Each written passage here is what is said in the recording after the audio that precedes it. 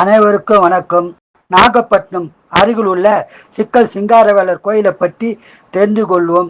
சிக்கல் சிங்காரவேலர் எந்த சிக்கலையும் போக்கி நன்மை தரும் சிக்கல் சிங்காரவேலர் என கூறப்படுகிறார். செவ்வாய் தோஷத்திற்கு பரிகார சலமமாகும்.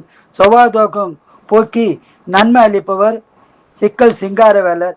செவ்வாய்க்கிழமை அன்று முருகப்பெருமானை தரிசனம் செய்து மனமுருகி வேண்டிக் கொண்டால் அற்புதமான பலன் கிடைக்குமாம். இங்கு பிரதான தெய்வமாக முருகர் உள்ளதால் முருகர் ஸ்தலம் என கருதப்படுகிறது. ஆனால் சிவபெருமான், சக்தி தேவி, விஷ்ணு பகவானும் உள்ளனர். இது சிவா விஷ்ணு ஸ்தலமாக சிறந்து விளங்குகிறது. இஸ்தலம் திருஞான சம்பந்தரால் பாடல் பாடிய ஸ்தலமாகும். சிவபெருமான் பெயர் நவநீதீஸ்வரர், அம்பாள் பெயர் வேல் நடுங்கண்ணி, பெருமாள் பெயர் கோலவாமன பெருமாள். வசிஷ்டர் வெண்ணையால் சிவலிங்கம் உண்டாக்கியதால் வெண்ணெய் பிரான் எனவும் சிவபெருமான் அழைக்கப்படுகிறார். சல வரலாறு. சல விருட்சம் மல்லி. இக்கோவில் பழமை வாய்ந்த ஸ்தலமாகும். சக்தி தேவி முருகப்பெருமானுக்கு சூரபத்மனை அழிக்க வேல் கொடுத்த ஸ்தலமும் இதுவே ஆகும். 64 சக்தி பீடங்களில் இதுவும் ஒன்றாகும் என்பது சிறப்பாகும். இங்கு அழகிய திருக்குளம் உள்ளது. இத்திருக்குளத்தை பால் புஷ்கரணி என அழைக்கிறார்கள்.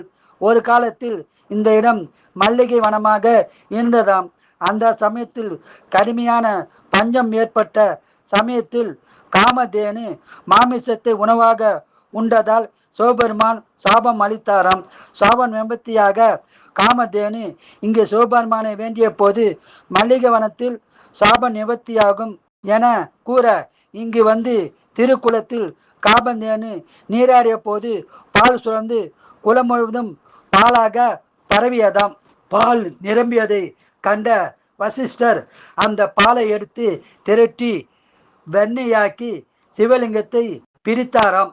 அந்த சிவலிங்கத்தை பூஜை செய்து வந்த வசிஷ்டர் வேறு இடம் செல்ல நினைத்த போது சிவலிங்கத்தை எடுக்க முயற்சித்த போது சிக்கல் உண்டானதாம்.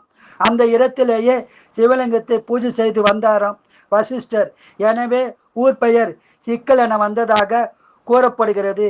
இந்த சிக்கல் சிங்காரவேலரையும் சிவபெருமானையும் அம்பாளையும் பெருமாளையும் தரிசனம் செய்து பலன் பெறுவோம், வளம் பெறுவோம். வாழ்க வளமுடன், நீங்கள் நலமுடன்.